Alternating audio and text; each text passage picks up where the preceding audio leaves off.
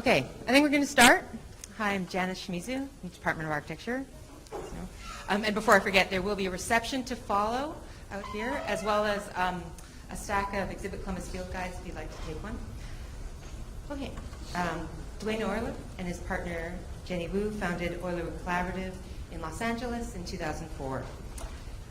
Their work is impressive for its rigor and thoughtfulness, as well as beauty and craft. Dwayne received his B.Arch from Kansas State University and M.Arch from Harvard's Graduate School of Design. Prior to establishing Oyler Wu, Dwayne worked for Toshiko Mori and collaborated with Lebbeus Woods. Oyler Wu practices architecture in different ways and at every scale, from 3D printed jewelry to Taiwan high-rises, from writing books to design-built structures, from master planning miles of the LA River to teaching at SCI-Arc, Columbia, GSD. Each effort stakes out a position and develops their body of work. In September, the New York Times featured Oyler Wu as one of a generation of international architects making its mark at dizzying speed. Designers whose sensibilities are bringing new depth to contemporary architecture around the world. And with that, I'd like to welcome Dwayne Oyler to Ball State.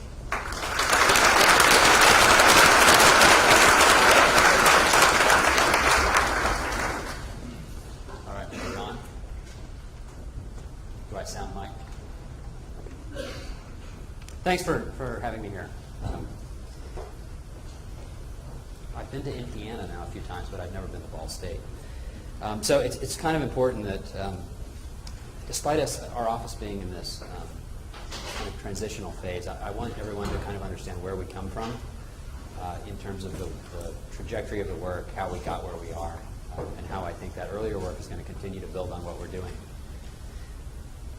I'm not going to talk about, I'm not going to start and kind of go project by project, but I'm probably going to spend 2/3 of the lecture, at least half, talking about some of the larger ideas that have driven the work and show a handful of images from many projects that try to walk you through the principles that have guided us.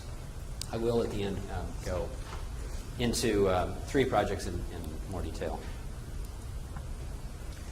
I wanted to kind of set the stage by describing a little bit about where we come from. Jenny and I moved to LA in 2004. We're both instructors at SCI-Arc, and we travel to other places to teach, but SCI-Arc is really home to us. I was a little reluctant to go to LA when we first started. I'm originally from a very small town in Kansas, and my image of what big cities were like was based on an image of Wichita and Tulsa and Joplin and these relatively small, pretty scary downtowns, and I envisioned LA as that times 1,000, and it seemed horrifying. But when I arrived there, I realized that it was really a perfect convergence of this get-it-done kind of attitude, buy a truck, drive and get your own stuff, figure out how to make things happen, meeting a culture of architectural thinkers. There was technology there at our fingertips. There was a young culture of people interested in design that were involved in things like the film industry, the food industry, the fashion industry. And all of them, in ways that I didn't find on the East Coast, were willing to trust a 30-something, now 40-something young architect to do something for them. So the work that we do doesn't fit into any conventional category of architecture. People ask us, do you do residential or you do commercial? And the answer is always that we do anything that's interesting. And as a result of that, the work is kind of all over the place. As long as there's a design focus, it's something that we're drawn to. So the work that we do ranges in scale, as Jenna said, from our biggest building, which is a 16-story residential tower in Taipei, to 19 miles of the LA River. This is a project. So the LA River is 51 miles long, and the master plan calls for development along both sides, a pedestrian path and a bike path on the other. And right now there are some very small segments of it that have been developed, but there's no continuity. Over the time that the LA River has been there, it was built as a result of a flood in the late 30s, a couple of floods. The roadways, many of them 6, 8, 10 lanes, are built really sitting right on top of the walls of the LA River. And in the stretch that we're working on, there are 23 of them that basically you can't get continuity through. You can't just walk along the river and under that bridge. So for each one of them, there's a unique condition to study. But our primary role in the larger team working on the project is the design of these 23 bridges and tunnels. Another example of a medium-sized building in Taipei, and an example of the kind of installations that we've been doing over the last 10 years. This one's one called Screenplay that's now at SF MoMA.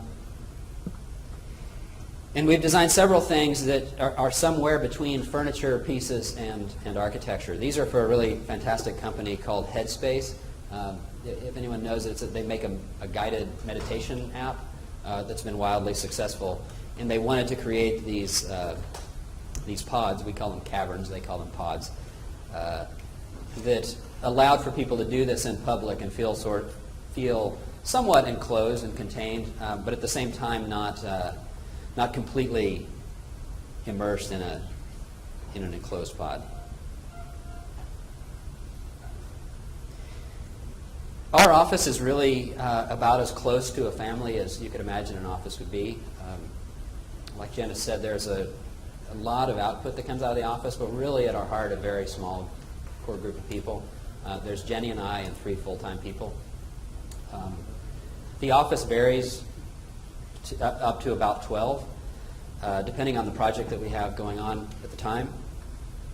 But this is an example. So just a little more about the office. We live and work in a space that's a 2-story building on a commercial street, really in the middle of LA. And our kids are very much a part of the office. We eat every lunch together. It really is like a tight-knit family. This is something we built last year. This is the back space behind our building. Sometimes we call it our yard. Sometimes we call it the shop. Sometimes it's the office, depending on what's going on. But this is the treehouse we built in the back of it last year. Just to the left of that is our workspace that you'll see a little bit later. And we've designed a lot of pieces of furniture. We see these as things that give us a chance to experiment with some ideas that we're working on at a larger scale, materially, in terms of fabrication, in terms of thinking about formal ideas. We tend to do a lot of thinking back and forth between very small projects and very big projects. You'll see as I go on that we build the majority of our work. All of the installations, 12, 13 of them, we've built all of them ourselves. And it was a thing that we started doing out of necessity. We thought that we simply couldn't get things built for the budgets that we had, and we had some basic skills for how to build things. But with every project, we decided we're just going to build this thing, and we're going to build it the way we wanted and extend the design process into that build. And as we went on, we thought that we would slowly leave that philosophy behind. But what we found was that with every time that we did one of them, new ideas would pop up, and we'd find that we were transferring those ideas for relatively small projects, even as small as a piece of furniture, to a larger building. It would often require a fair amount of translation, but there was a transference nonetheless. And it really forced us, after having done that several times, to reevaluate whether or not it was most valuable for us to stop doing these at some point. We've now arrived at the idea that it's probably more productive for us to continue doing them. The downside to it is everyone says, why don't you just keep building them? Well, we really want to do buildings, and we want to do buildings that impact the environment in the biggest way you can. We think that design has the ability to really influence and enhance our daily lives, and you can do that at every scale. You can do it at the scale of a city, and you can do it at the scale of a piece of jewelry. But the bigger buildings, be it a city or a river or a building, they take a lot of time and a lot of energy. And we were finding that the projects that we were taking on, the installations, we were all in on them. They were taking up our lives. They were all consuming for 6 months, roughly 6 months at a time. And we found that in order to do the larger buildings we wanted to do, there was going to have to be a little bit of give in the things that we were building. All of this is to say we're going to continue doing some of them. We feel like one a year, one every 2 years, if they're of a certain size, and we feel they can continue to help the office evolve and move ideas, it's beneficial for us to continue doing them.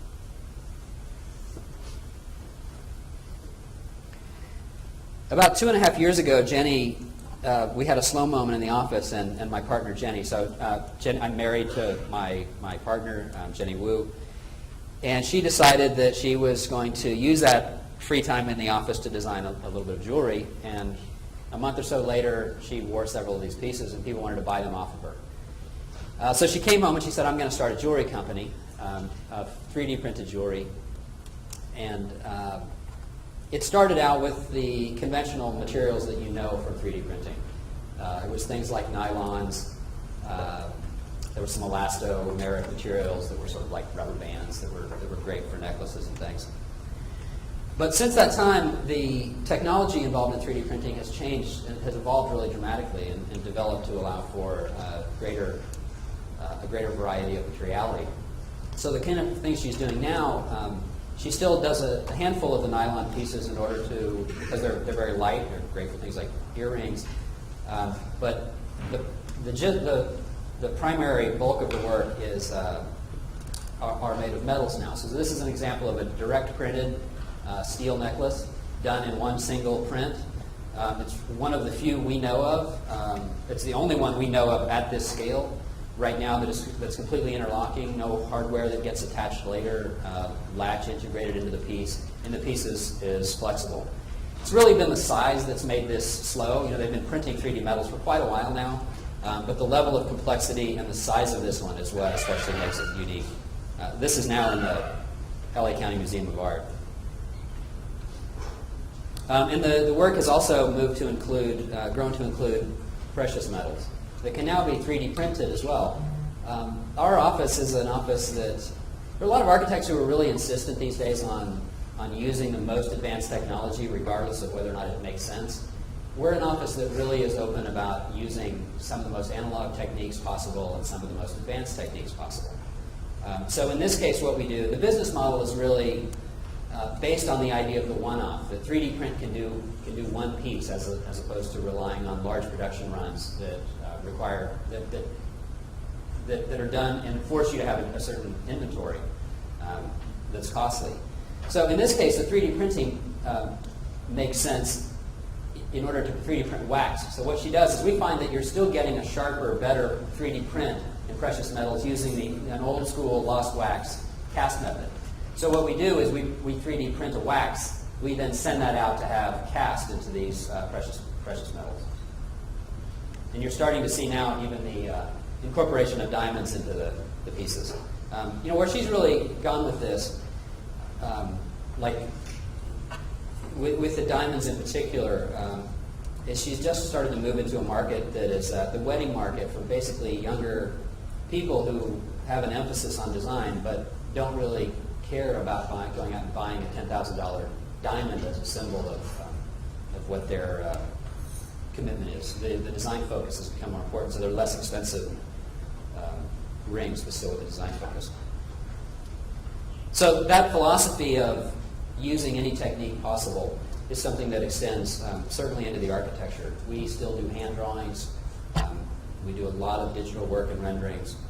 We still build models in the office. And ironically, we don't have a lot of 3D printed models in the office. The reason for that being that we tend to use the big models in the office as a way to study the projects on the fly. There's a lot of experimentation. There's cutting pieces away. There's adding additional pieces and trying new things. When you're ready to 3D print, you're essentially ready. You're done. And so we do a handful of things where we have a lot of time where we'll send out an experiment and 3D print or print a really inexpensive one. But for the most part, we're using models to really experiment. We also use a lot of digital processes, particularly in the fabrication process, for outputting from digital to something that would be buildable. We don't consider ourselves a particularly parametric office. We like to say that everything we design. There's a degree of intentionality to the things that we do that we think separates us from a kind of plug-and-play parametric system. So we do those techniques when we think they're especially helpful in achieving what we've designed. But again, that really is about the fabrication process.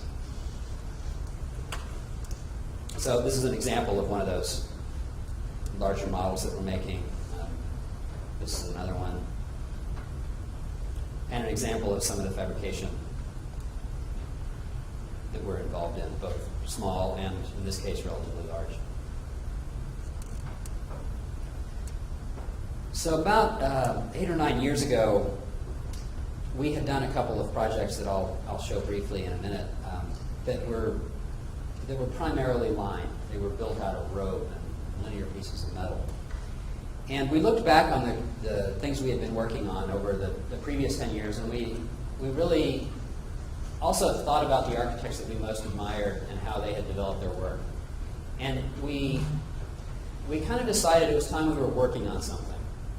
That there was an architectural focus that didn't take every project that came through the door and started from scratch. I went to school where the education really taught me that with every new project, you treat it like you don't know anything. You take a look at the site, you consider environmental conditions, you look at the history of the site, the place, the culture that's going to produce it. You look at the widest range of formal possibilities that might be a powerful outcome, and you start from scratch. And we found that the stronger architects that we admire didn't do that at all. They developed at some point in their career, and I don't recommend this as in your 20s, at some point in their career they started working on a thing. And it had formal qualities, it had certain kind of effects in terms of the way you experience them. There was a material focus oftentimes. They had a way of going at projects. And we felt like that helped them develop a kind of expertise. And it was an expertise that was distinctly different from a technical expertise that, say, a contractor or fabricator might have. They were learning the effects of those materials. They were learning the effects of those formal, spatial, organizational moves that they were doing over and over again. Granted, they might have evolved over time, but they were working on that issue. And we started to look back on the kind of things we had been doing in a couple of previous projects and in the sketches and interests that seemed to be reoccurring. And line became that focus. So these came out of as we were doing this, there were drawings that we were looking back on, such as these sketches that had been in sketchbooks for 15 years prior to that. And about that time, a series of drawings called line works started to develop that I had done, all hand drawings. And we started, with each project, a new issue would come up that we would sort of work to interrogate a little bit more. So in these drawings, I've tried to outline a little bit the characteristics that we've most tried to think about on each project. We might go at the issue a little bit differently in each project, but almost all of these show up in virtually every project we're doing in some form. In each of the drawings, we're especially interested in physicality. We're not architects who operate in a kind of analogical world, meaning we don't think of lines as being analog to a real thing. The elements in here have thickness. They look like strings, essentially. And it was important. That was important to us. We don't do things that are just lines that we then have to translate. We've been especially insistent on a three-dimensionality to these, and that they communicate as much depth as possible.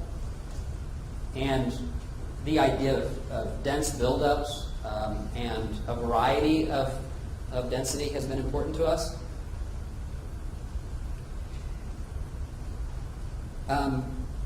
One of the things that we've found really powerful, be it about a drawing or a piece of architecture or a painting or virtually anything that can be evaluated aesthetically or visually, is that some of the most powerful pieces are the pieces that force you to observe them over long periods of time.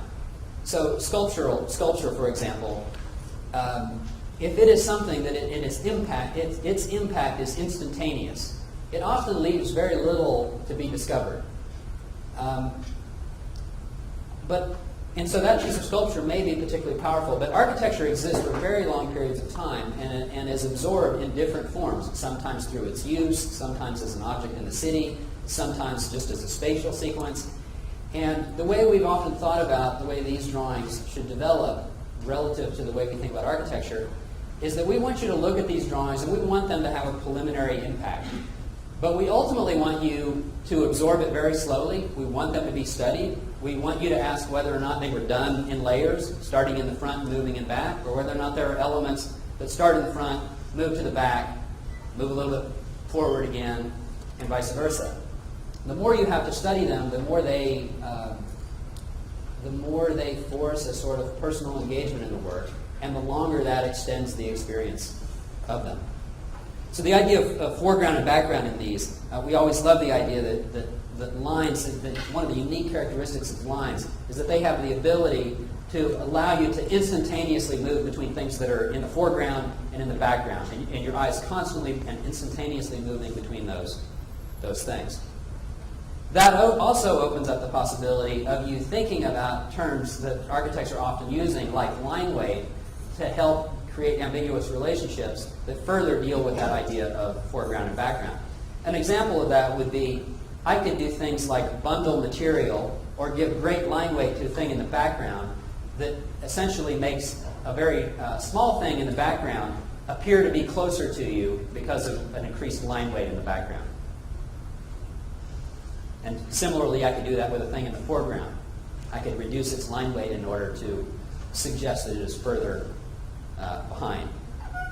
And at a certain point, the things in the foreground begin to collapse into one another because of the specifics of the way those have been weighted. And as the drawings have developed, they've also grown to include things like sectional elements that are produced by cutting in random places, allowing for unexpected figures to emerge in the field. And there have been a lot of these.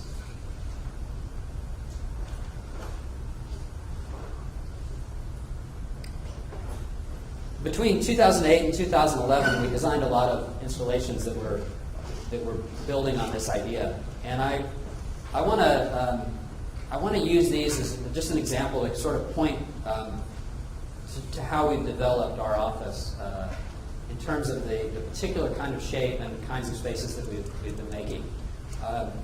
One of the most common questions we get is, where do these, now, the things that we make now, where do these shapes come from? And people often ask this question with some degree of skepticism, that they're suspicious. And I can never pinpoint where any of a specific shape comes from. But I can tell you that those shapes have been a direct result of the evolution that's occurred over the last, say, 8 or 9 years. We started, the first project these we did was the one second from the left, where there was no curvature involved. At the time, we were interested in all those issues I talked about with line. There was also a structural idea involved in this one. But they were rectilinear. They were straight pieces. And the way we made those pieces was we would cut every joint, and every joint was made one at a time. So if we have to make a piece that goes up and comes over and goes up again, one joint at a time we'd make those. And we'd cut the piece and we'd weld it to the right angle and we'd set it aside and we'd move on and make the next one. And eventually we would three-dimensionalize those by twisting them in space. But that was really labor intensive. Every joint had to be cut, welded, and then ground back to this perfectly clean place.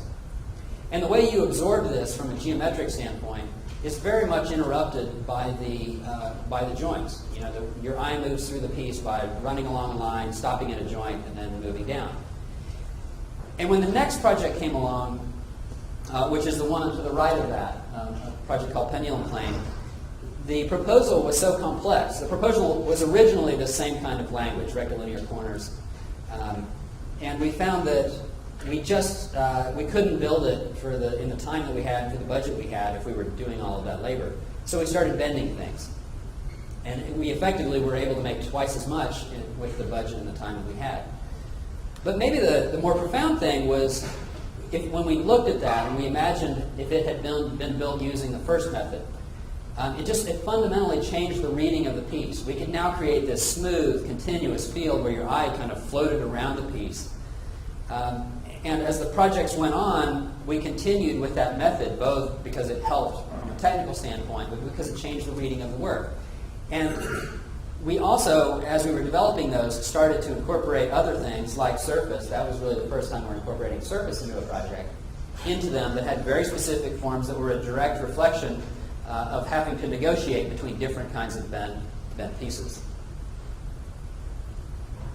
So when we did this first one, aside from those technical issues, at that time we were really interested in justifying this sort of form making through some kind of mapping or site-based exercise. And so we were mapping things on the site and connecting points, and there was one that had a certain kind of grain, and there was another grain, and that was crossed, and the form developed. And we built the project, and nobody gave a shit about any of that. They came to the piece, and they sat on the bench, and they played the strings like an instrument. They talked about the sparkle of the aluminum that we had orbital sanded. The lighting had a dramatic impact on the piece. And so all the things that drove us to make this piece went out the window. And we started talking and thinking more about exactly how it was impacting the people that were there. There were suggestions made that we didn't listen to. But for the most part, we felt that it had a certain kind of impact on the site that was very human, but that we could tap into as architects, that then drove the rest of the work. This just gives you an example of the number of pieces. So if you look, in order to make that piece up at the top, here you get a sense of the number of pieces involved in making each one of it. There are little gaps in each one of those. So there's, 20 or 30 pieces used just to make one piece, all telescope together and then welded and ground to look continuous. So I won't go into these in detail. I just wanted to show you those 4 projects. This one moved. It was in a shared space, so it had to be moved up into a ceiling part of the time and could hang down and become exhibition hangars the rest of the time. And this one was a stair at SciArc. The one thing I want to say about this one is during this project, we were returning to that idea that a way of absorbing a project over time was especially important to us. And we thought a lot about that, the relationship of that to a structural idea. When you look at this stair, each piece is structural. They're all doing a little bit of work. But you don't know which ones are taking the most load and which ones are hardly taking any. And in order to better understand that, it takes a little time. You got to study it. And we like that form of engagement. So this idea of trying to marry a structural idea with an experiential idea becomes something that we're constantly kind of returning to. Again, we approach this very differently than an engineer would talk about structure. We try to be clear about that distinction. We don't consider ourselves engineers in any way. The work is incredibly inefficient, for example. An engineer's never going to design this in a million years. But it is nevertheless a structural proposal. And the 4th of those was a project called Realize that was done in collaboration with an artist named Michael Kalish. Michael had a relationship with the Muhammad Ali family, and he came to us with this idea about taking a random field of punching bags and forming the face from a single view of Muhammad Ali. We didn't really care about Muhammad Ali. We love Muhammad Ali. We watch these videos over and over again. They're unbelievable. But that didn't seem like it had anything to do with our role as architects. And so it's interesting when you get a project like this and you're forced to evaluate exactly what your role is. And all I'll say about this is that maybe 2 things. One was this opened up. We loved the idea. It was a Staples Center. We loved the idea that someone could come out of a basketball game and have no interest whatsoever in architecture, and they go and they see the face, and then based on having seen that, they explore the piece a little bit more and get a greater appreciation for the architecture based on that. We also love the idea that someone might go there and then be asked later, hey, did you see the face? And they said, no, but that thing was incredible. So we had this dual role of having to do everything we could to support that singular experience that might expand the public's interest in it. But we also felt like the architecture itself needed to stand on its own, regardless of whether or not you saw the face. And when we got to the end of that project, we we were very conscious of, we'd done 4 of these out of metal aluminum, and we were really conscious of the idea that we might be repeating ourselves without the kind of advancement that felt self-imposed on ourselves. So we kind of said, we're going to stop with that for a while. There's a little bit of diminishing returns on the things that we're doing. We might return to it, but let's move in some other directions. And so we started taking projects that were pure line. We left structure behind a little bit.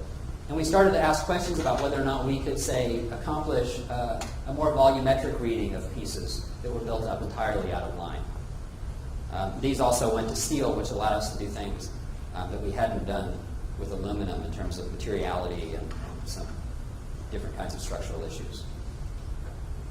So the idea with that one is that your first impression of it was that you get this very pure cube floating in space, but the closer you get to it, the more that gives way to the immersion of a dense field of lines.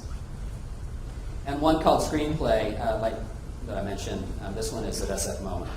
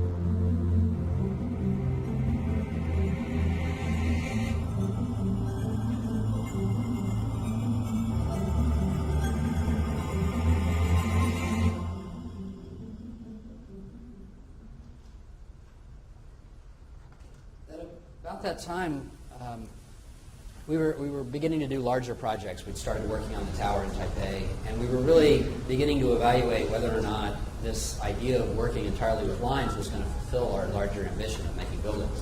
We started to look at its limitations, essentially.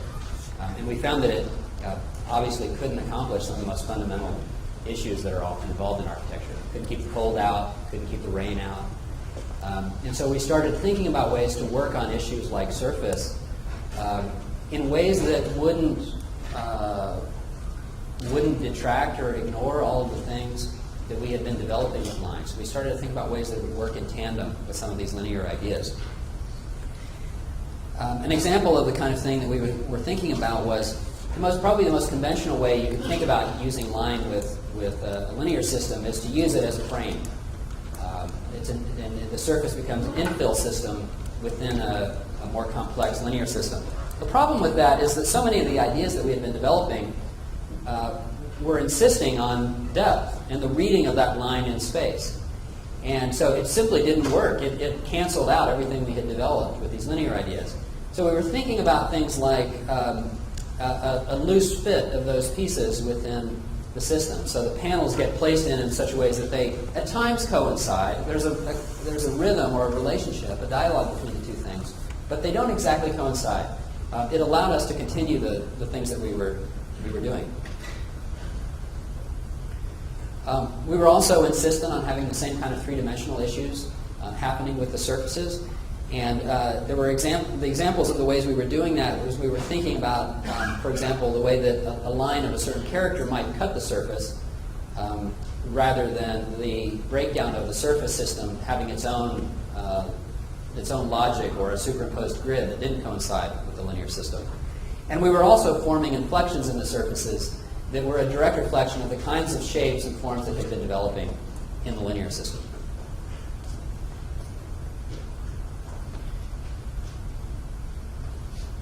We were also thinking about sectional reveals that might occur within a system, so that at times you get the linear system moving on top of the surface and at times diving down below. And they were constantly three-dimensionally moving inside and out from one another.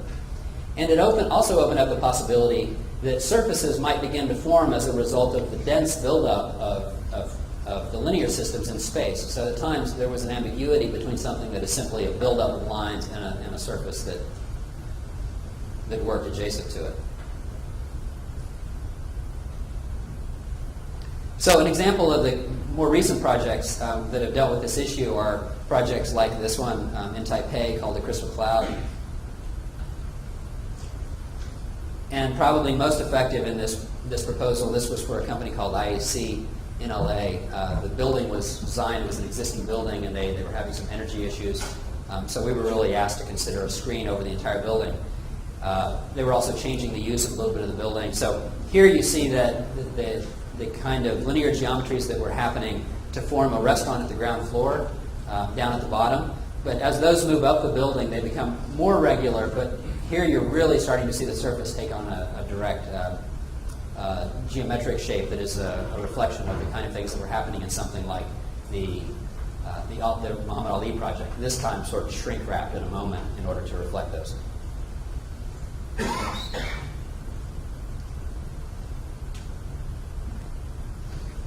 And one more project about surface. This was a project at SciArt for a graduation ceremony. And the one thing I want to say about this is that this is a very different use of surfaces. In many ways, some of the surface projects that we've done, the focus hasn't been on surface so much as the result has been. There's been a resulting surface that is especially powerful. But this project, for example, the curvature of the shade fabric, the wind's not blowing here.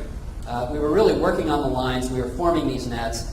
And we were working a lot with the difference between a knitted net and a knotted net. A knotted net is fixed at the corners. If you pull on corners in weird ways, it'll start to droop. But with a knitted net, it's malleable. The whole thing will shape and stay taut. And so in this case, when it was put up into the structural system, the natural behavior of the knitted net formed curvatures. And so the fins that you're seeing going in here, the shade fabric, is just a direct reflection of having to negotiate between those two natural forms of the net.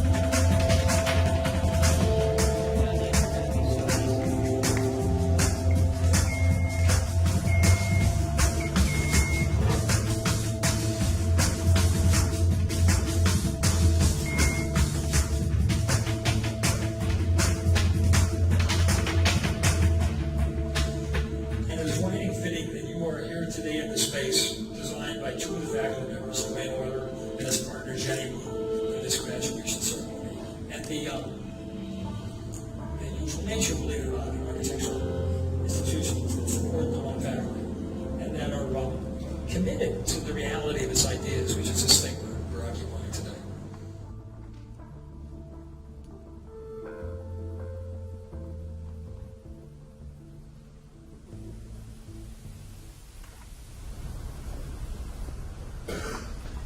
In addition to thinking about how surface might work in dialogue with line, we've, in the last really 2 years, also started to think more and more about volumetric ideas. And we've been working on a series of things that we call active inlays that help us both study the issue, but have also been especially helpful in trying to clarify what it is we're doing.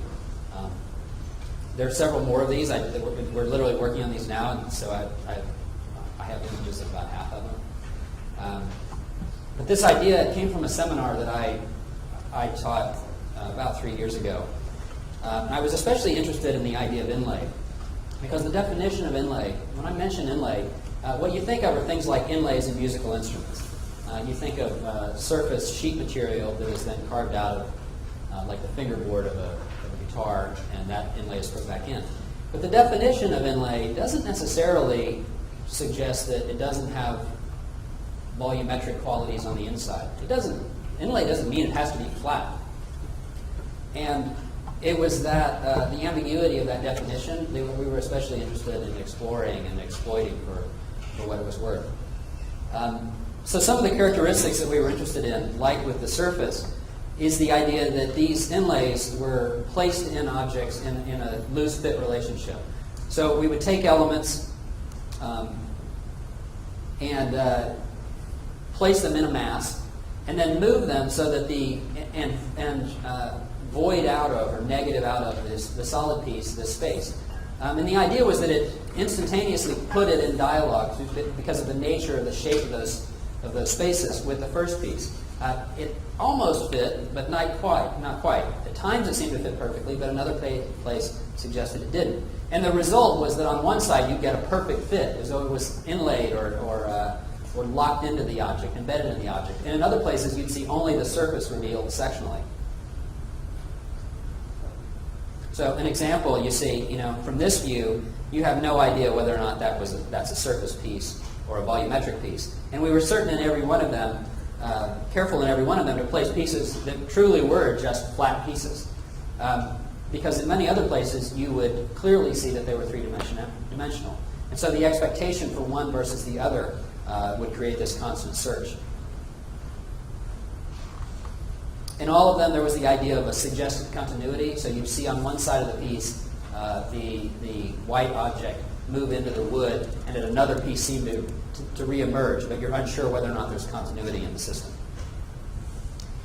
We always tried to think of these as being things that were part of a larger system, as though there was a world of solid wood, and within them existed this world of objects. And the wood was simply chopped out of that larger field. And the way we were trying to suggest that was first by the sectional element, but secondly by the fact that you would get these unexpected figures happening on the surface of the volume. Again, usually there was a direct relationship between the shapes and forms that were being made to create those cracks and surface manipulations and the objects that are apparent in the middle of them. We thought a lot about how seaming strategies, in order to make these things that were really difficult and super time-consuming to make, many of them had to be made in multiple parts, and many of these are 4 to 5 flip mills. There are several other prints that are going into them, and we were thinking about how to seam them in such a way that it would help to reinforce and further work with this idea of the additional objects within the field that are manipulating it. And so the seaming strategies, rather than, say, chopping at a logical location, we would often take yet another figure and create the seam out of that. So you get an example of that happening there in an unusual or unexpected shape. And to take that even further, sometimes you would see a seam come down, and that seam would become an entire surface, as though what was actually causing the seams was yet another larger object as opposed to the wireframe of it forming it. You'd also then get it working more in dialogue with the system that created the surface manipulations like these in the larger object. And like I said, there are several more of these now. Many of them have gone on to include wireframe systems that suggest there's a continuous object inside of them, which has been especially helpful in further reinforcing the idea that there's continuity within the others that may or may not be continuous. So the projects that we've done in the last 2 or 3 years, rather than saying, oh, let's do a line project or let's do a volume project, have been projects that really tried to put all of those systems in dialogue with one another and have built on each one of the ideas in the various categories. When we first started doing tower projects, we did a series of tower proposals about 5 years ago. And we were really taking the ideas that we had been working on in the line-based systems and superimposing them on the buildings. And we just found that they weren't working. The scale wasn't right. Structurally, it made no sense. It felt a little like applique. And it didn't relate properly to the scale of both the city and the units that were existing within the building. And as we continued to work on this, we were thinking about how those more surface-based systems and volumetrics-based systems might pick up on things like, say, the pixelization of a linear system. So the site for the project in Taipei, really fantastic site. I won't go into it much, but it's a site that was largely chosen because it's next to an elementary school and across the street from a grade school. Jenny lived in Taiwan until she was 6. She went to the elementary school next to this building, a total coincidence. And when it came to us, it was this hodgepodge of existing buildings. Many of the owners of the new building, roughly 25% of them live in the building now as a result of a negotiation. They gave up their building, but they now get a very, very nice unit in this new building. There you see that site. That's the middle school on the right. And the plan on the bottom, there's the big football field. But the big advantage of this, and there's a freeway on one of the sides. So the big advantage here is that on 3 sides, you'll never get buildings of that height, so they'll maintain their view of downtown Taipei. One of the things that we talked about a lot in the project was this idea of the more informal aesthetic of Taipei. We tend to be architects who thinks that maybe to an extreme extent that architects should control everything. So we've never been anyone who thought that this work should just emerge itself and sort of acquire its own vitality. We thought that we could do something that captured that to a certain extent, and that this vitality that comes with simply hanging clothes on the line and putting a new air conditioner out there, that's a separate thing and lacks the kind of control that would ensure an enduring quality to the building over time. But nevertheless, there was a vitality to it that was especially interesting to us, and something that we continue to return to as we worked on the project. In the early stages of the project, here's what we were doing. Really looking directly to the earlier projects where the line-based systems were applied to the building. And a fair ways into it, we were more creating this kind of drawing. And our thinking was that, or our hope was that this kind of drawing would operate a little bit more like some of the drawings, the linear drawings we were talking about earlier, that take a little bit longer to study. Like when you look at this, you instantaneously recognize a handful of primary layers that suggest a certain movement across the surface. But as you look at it a little bit longer, you realize there are also layers in the background that are doing a similar thing. Again, sometimes working in tandem with the primary system and sometimes not. There's other layers of colors and materiality suggested in it that slowly emerge over time. So we began with those line-based systems moving up the building. But in a very short time, we had moved to things that were more at the scale of the windows of the units and the spacing between columns in the building. An example of it lit at night, where even the lighting is trying to reinforce some of the systems walking up the building. And I think, I was just there for the first time in July since the panels went on. And I think maybe what's most interesting about the building is, and you really get it from something like, like this is much more what the street view of the building is like when you're walking past the building, is I was most happy with the ambiguity of the line of enclosure.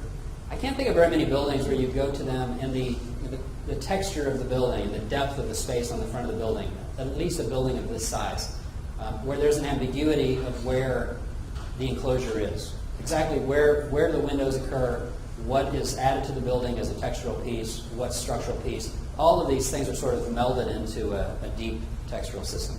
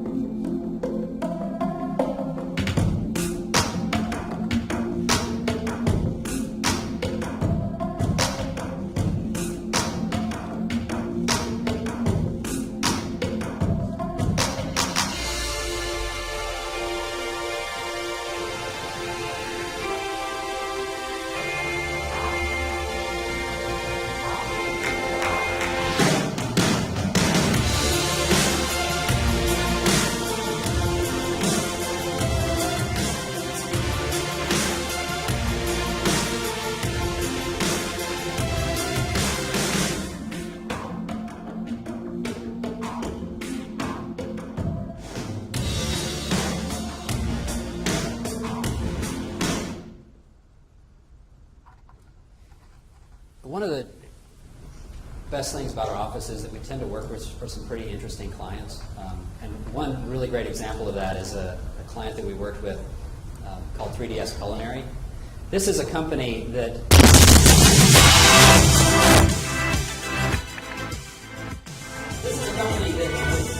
food. When I first heard about this idea of 3D printing food, I thought, this is awful. But I'll give you a little background on the company. These were originally supermarkets by a graduate who, while they were students, modified 3D printers so they could print. They went on, they were designers all over the school to get passion for it. And fast forward a couple of years, their patent was bought by 3D Systems, one of the 3 or 4 big 3D printing companies in the country. And I later came to realize that it wasn't their patent that was really being bought. It was a couple of very smart, ambitious young people who knew how to take the company somewhere. And they asked the two what they wanted to do with it. And the idea was that they wanted to build essentially a showroom that wasn't just about showing off what they already knew how to do, but became something that was that really opened up all of these markets that could potentially exist in LA, so that people would come to the space and offer ideas about how the work might be used and might develop into something bigger. So, for example, one of the first things they did was they started collaborating with chefs. So chefs would come in, they would use the 3D printers behind them in this glass box. Let me fast forward a little bit. Well, I'll get to that. The idea is that chefs will come and they'll collaborate on with something 3D printed. And 3D chefs were smart. They weren't doing the thing I thought they would do. I thought, oh, they're going to 3D print a piece of pizza. It just sounded so awful. No, the chefs are coming in and they're saying, look, we're not going to be able to print something with the degree of complex tastes that you might get out of a conventional method. But what we can do is we can fundamentally change the experience of eating through texture, through the aesthetic of the piece, through a really unexpected flavor in the piece.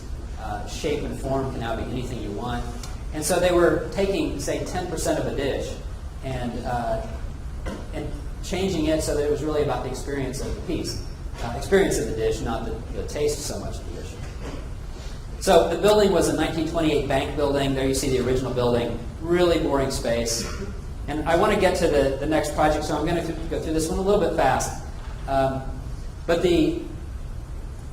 we gutted the space. We learned at some point in the process that There was a second floor when we got the building, and when we went to the building department, the clients wanted to add a lot of space to the second floor, and when we went to the building department said, guess what, that entire second floor is illegal. If you tear it out and you build anything, you need to add 8 parking spaces. Totally impossible. The site was built out, so we only had space for 3. So what we found was a provision in the building code, which is not unusual, that says you need 1 parking space for every 500 feet. But whatever the count comes up to, if the count is below half, what would require half of a parking space. So if you had 749, you wouldn't need 2 parking spaces, you need 1. So we added a 249 square foot mezzanine to the space. So that is the piece that you now see cantilevered there. Another thing about the 1928 building that made it pretty interesting is it needed to be structurally independent. The only thing that stayed in the space was an 18-inch thick concrete vault in the middle of the space, but it again was a 1928 vault. You couldn't touch it structurally. So that resulted in, they had the desire for a 3D printing glass space in the middle. Originally it was going to be 1 story, but now the building code and our inability to build a bigger space upstairs resulted now in this being a central viewing space for the 3D printers, which was far better than the original idea. And it also required that if we were going to put anything in the second floor, it was going to hang out over the space. It couldn't cantilever off the walls. It had to cantilever off the glass box. This was another project that we built ourselves. Here you see, this is us in our backspace with what looks like a roller coaster, and that's me buried in all that. And this was, you see a lot of things that are really combining. This was really worked on in a volumetric way and then translated into both a linear system and a series of planes. And there were several things you'll see. This was a big block that had been milled out of thousands of pieces of plywood on end. And you'll see there's another wall piece that I think will show up that's embedded in a wall as a way of kind of anchoring it to the existing building.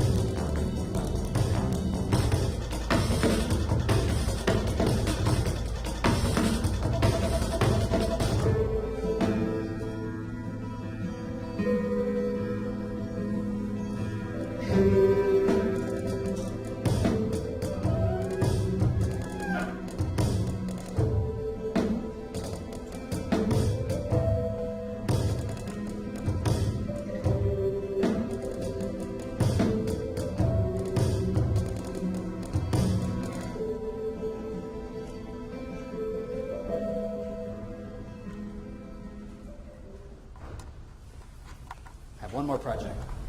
This one's in Indiana. I first got a call about a project called Exhibit Columbus last year in August or July last year. I got a call from Josh and Janice. And they mentioned Columbus to me. It was a place I knew a little bit about, but I didn't know exactly how it came about. I especially knew North Christian Church by Eero Saarinen and First Christian Church primarily by his father. And the greatest learning experience over the course of the year has been in trying to understand what brought that about. Because I'm from a place that's not so different than that, it's smaller where I'm from, but I had never been to a place in my life where the belief that architecture could make the place better and could enhance the lives of the people that live there is so palpable. And so if you're curious, I really wanted to know, how did this happen? And it really was the result, the catalyst for this was a gentleman named J. Irwin Miller, who at the time was the president of Cummins, and he established a foundation. Here's how it worked. Basically, the foundation would take some of the profits from Cummins, the very significant business in town, and it would dedicate some of those profits to the foundation. Anyone who wanted to build a building in Bartholomew County could then go to that foundation and ask to take part in the program, and they would pay your architecture fees. But there was one catch. You had to use an architect off their list. It seems like a pretty simple idea, but as long as you have a foundation who is very selective about placing world-class architects on their list, it dramatically changes the makeup of that community. J. Irwin Miller really said, I want to make a great community. He grew up there. He went away to Yale. He came home. And he had decided that the way to do that is you build great schools, you build great hospitals, you build great churches, and design will make a difference. I went on to learn that Saarinen had designed 3 buildings in Columbus. One being North Christian, the other being the Miller House for J. Irwin Miller, and another was a bank that we came to work on. The bank is really right in the middle of downtown. We were asked to work on any part of the plaza. If you don't know it, here's a plan. So this is a bank over here with these 9 domes on the top of it. It's no longer a bank. It hasn't been a bank since about 2008. It's used as a conference center for Cummins now. And the way this worked is that space there is a green space. And cars used to pull into this drive. You see the radius there, and then they'd come around. They would communicate with the teller, or originally with a person that would stand underneath those canopies and was linked to the bank via a tunnel. The expectation was that we probably wouldn't use the canopies. No one thought much of the canopies. And we were really resistant to the idea of creating a thing, meaning an object, that was out in the grass or that was in some way read as a sculptural piece. We really wanted to create a place. We always saw this site as being a transitional point between this portion of the Cummins campus. There are 2 enormous Cummins buildings, one enormous one, and then what used to be, in addition to the bank at the top, is now a Cummins office building. And the rest of Cummins downtown is really down here. And so this was a transitional site between people moving between Cummins and the downtown. And we were interested in something that it created just enough of a sense of wonder that you might stop. There was a little bit of a sense of containment. It felt a little like a place, but at the same time there was a degree of porosity that still allowed it to work as the kind of interchange that it was. If you look at the bank, there's the bank there. Its primary characteristics, it's really reflective of its major moves are like an international style building. So international style buildings, predominantly transparency became critical to them, primarily glass, very simple expressions of steel detailing, and by and large they were simple volumetric pieces in the way the bank is. The one oddity about the bank was that it had these 9 domes in the middle, and there are a lot of stories that are told about this idea of the domes. Examples of those are Saarinen's desire to lighten up the roof, literally so it could be poured in a single slab. Another was the idea that I read a letter just a couple of nights ago about how he had before he designed the bank, he had just returned from the Great Mosque of Cordoba, which has a lot of subdivision and arches, and it serves as, it really kind of looks like an urban marketplace. So he used the word marketplace, an urban marketplace, and thinking about this as a kind of bank that might serve in that way. You got to remember when this was built. So this was designed in 1950, built in 1954. Saarinen was 40 in 1950, a relatively young man. And banks at the time were symbols of power. They looked like, essentially like Greek temples, columns in front. They did everything they could to separate the people of the community from the institution that was the bank. And so at the time, this was a really unusual way of thinking about a bank. The other story that is told is that these are a sort of negative of the trees that exist on the site. Unlike most of the buildings downtown, this building's been pulled back from the sidewalk and sits closer, leaves several feet between the sidewalk and the building, and there are trees planted along the perimeter, like it's a building in a park. And the idea was that there was continuity, or a subtle continuity of trees that existed in the building under that voided canopy of a tree. Whether or not that's true, I'm not entirely sure. The more stories I hear, the more I'm skeptical that that was a major point. Nevertheless, it was something that was important to us and went on to influence the way we worked. Saarinen was an architect that especially thought about lightness. So many of his buildings, he did everything he could to make them feel like they were lifting off the ground. And we think that his roof and the use of those domes was something that was very much about this kind of lightness. There was also something that Saarinen did over and over again in so many of his buildings that was really appealing to us.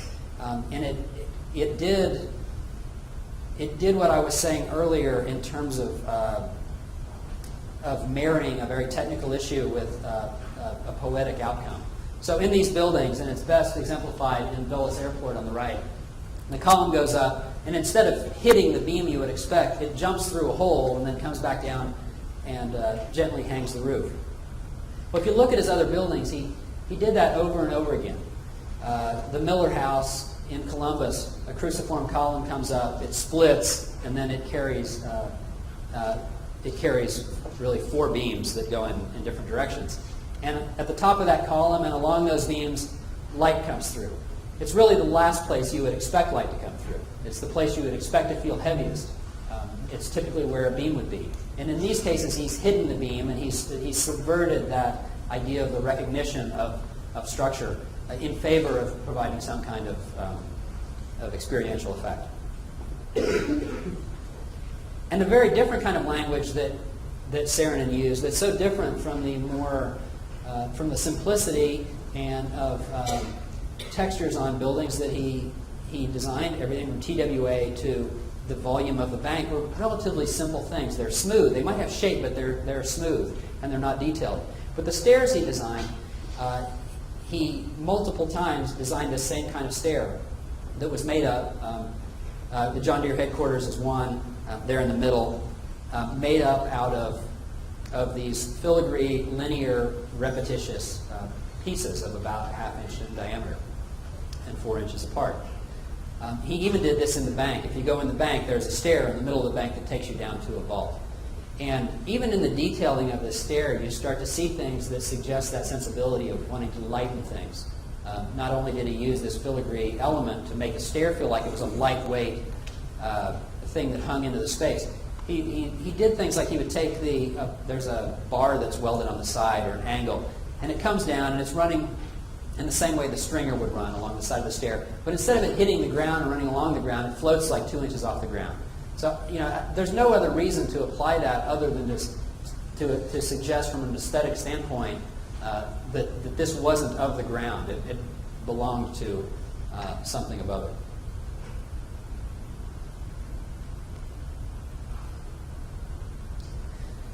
So as we thought about the 3 canopies on the site, one of the first things that we thought about was much like the bank itself. We thought, instead of thinking of these as separate objects, is there a way to think of them as a simple volumetric object? Can we contain them all in a single gesture that's relatively contained? And then we thought about this idea of porosity and still being able to move through it and still provide some degree of transparency in the way that the bank does. Can we lighten that? Can we take away elements in such a way that you still get the suggestion of that container? So what did it take to do that? We had to deal with all 4 corners in some way. We were also thinking about providing different degrees of porosity.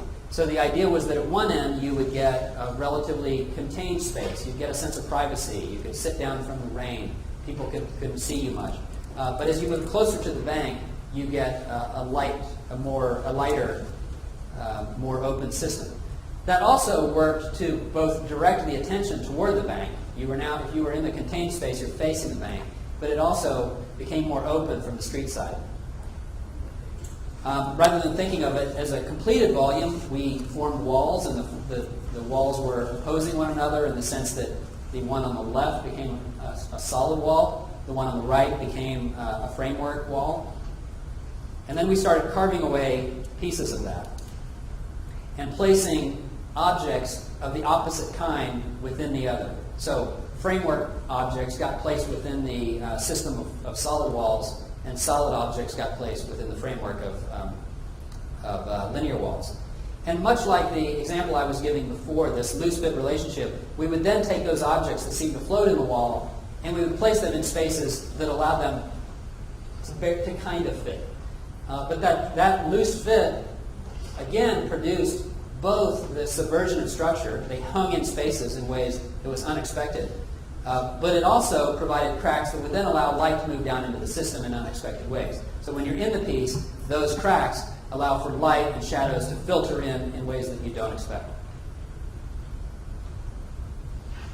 There's an example of those objects that float within the walls, again, always in a loose fit relationship, so that light and air moves between the two and the plan of the overall piece.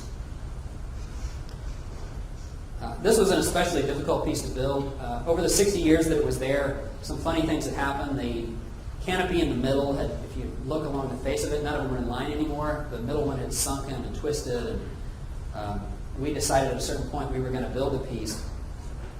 And so in order to ensure that we were going to arrive and it would fit, we got a 3D scanner, a really great group from Kentucky that came out.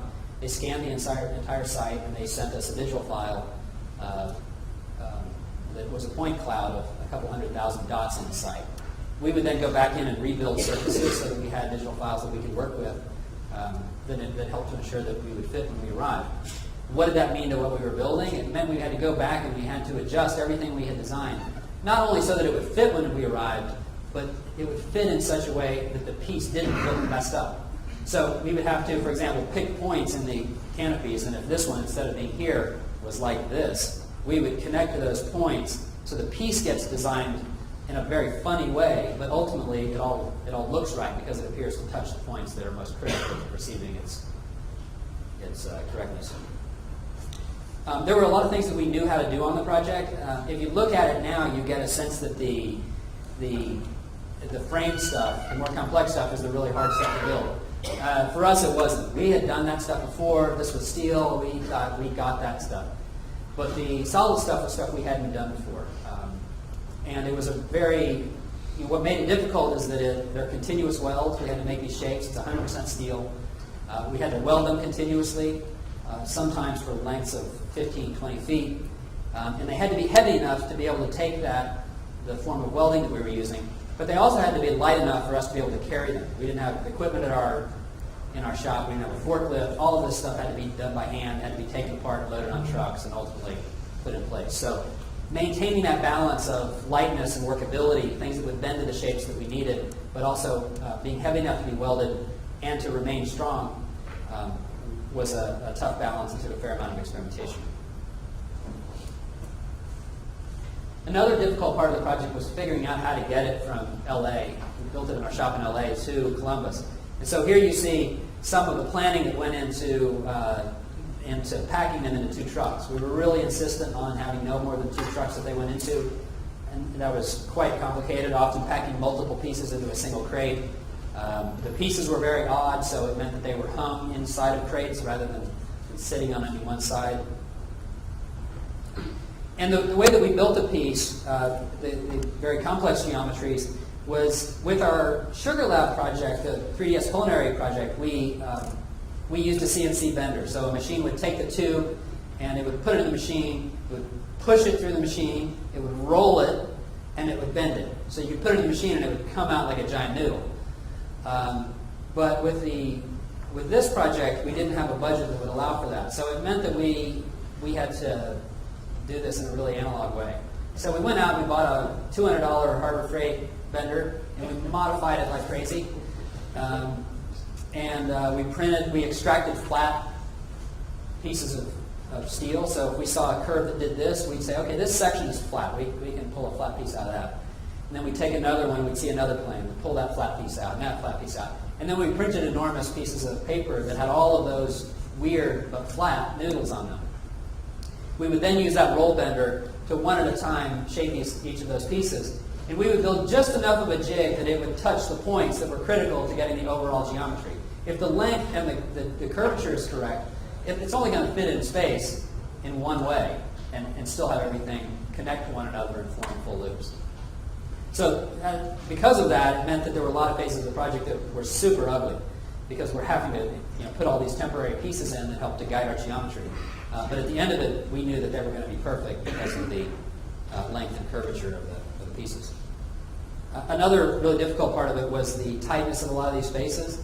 In order to ensure that this thing wasn't going to rust in the deep, dark corners, there's every piece, every rod is continuously welded around their connection. And many of the spaces are just big enough that I could fit inside of to weld continuously. There you see our kid. He was very much a part of the process. And another really important consideration was us thinking about when we arrived in Columbus, and we had this group called Taylor Brothers, contractors in Columbus that helped mostly with forklifting the pieces into place.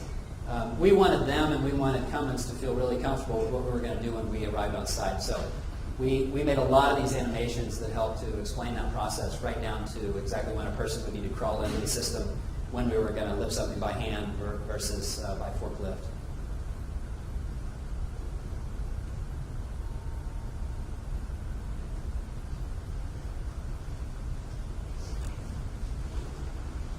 So there you see that piece on site, the completed piece. Okay. Oh yeah, and this is an example of us. Several of the pieces had to be assembled as a couple of pieces on site and then lifted up into place. And this is an example. This was the piece I was most worried about because it had to get the exact width of the existing canopy and it had to get the exact space between the next two canopies, and we had about 1/8 of an inch on each side. But we had worked in some angles. In most cases, we had angles that were adjustable in all three directions to account for a little bit of difference.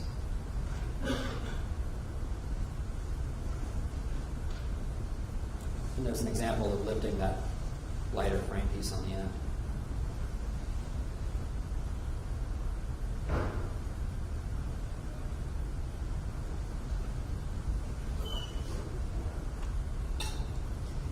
Probably as I go through these, probably one of the best things that can happen when you build things is to get reaction from people that are there. And there have been so many reactions that have been so positive there. I think you enter into these with a certain kind of goal, but you never know exactly how it will be accepted, particularly amongst people who have to live with it over the long term. And the best thing that's been said about this is that we had people that lived their whole lives there, that grew up with this, and that forgot that there were canopies there, forgot there were bank tellers, and we had incorporated them into bank tellers. And I think that speaks to the consideration of how integral the piece is to it. The other thing that was said that we just love is someone said it looks, I've never seen anything like it, and it looks like it's brand new, but it looks like it's always been there.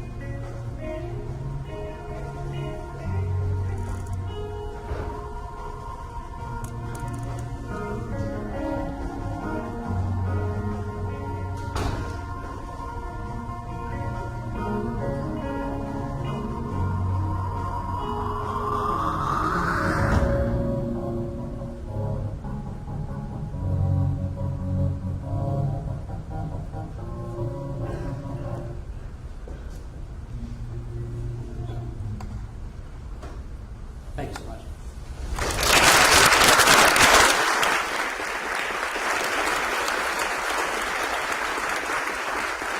I'm happy to answer any questions.